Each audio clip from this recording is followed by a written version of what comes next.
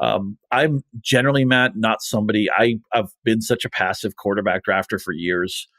But because Burrow won't be the first quarterback off the board in any league, but he can easily be the quarterback one. I might break my rules. I might actually have a different shade to my draft strategy, because getting Burrow and hopefully attached to one of his three musketeers, because Brown catches enough passes that's a link. And obviously you'd want either receiver. You probably need the first or second pick in your draft to get Chase. But Burrow is somebody who's forcing me to reevaluate my quarterback strategy, something that I've been doing the same thing for such a long time, but I think he's worth a conversation there.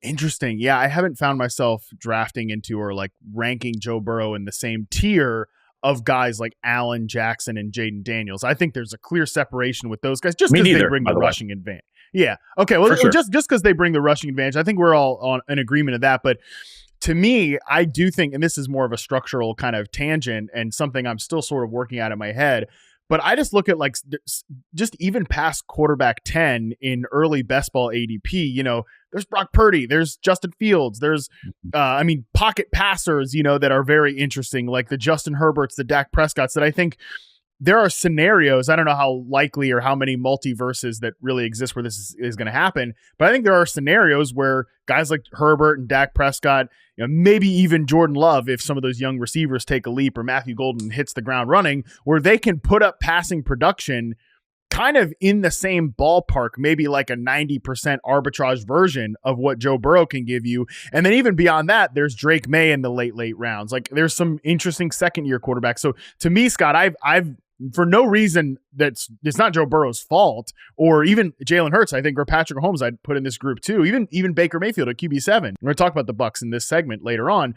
I just haven't found myself gravitating to that group of quarterbacks because I think range of outcomes wise, there's so many interesting guys, like I said, past quarterback 10 in early drafts.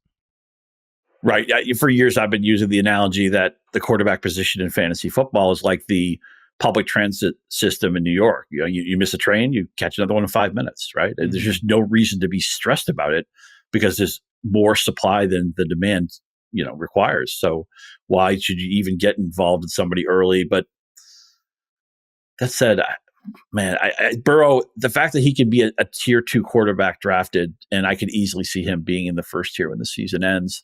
And he's not going to run that much. He'll sprinkle in a little bit of running. It's not going to be a big part of his game, but And yet you mentioned some of these quarterbacks. I mean, Justin Fields has been the player maybe I've been most excited to draft this year because I think he's going to run for 1,000 yards. And we know that's, Rich Rebar told us what a cheat code that is. And also I want to mention, this is no place in this show really, but just such a cool stat I want to mention. You mentioned Jordan Love.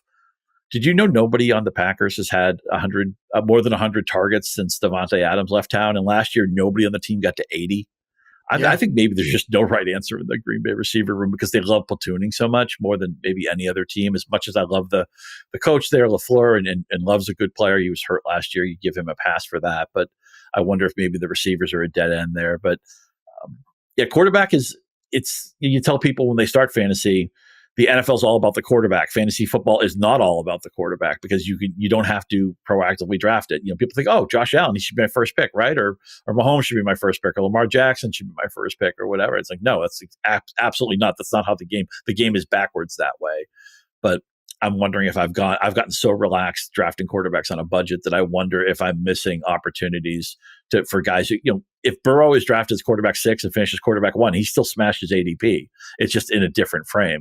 We're all looking for that quarterback 18 who can be quarterback 5, and those guys happen every year. But who's to say that you go from 6 to 1 that isn't just as much an impactful move?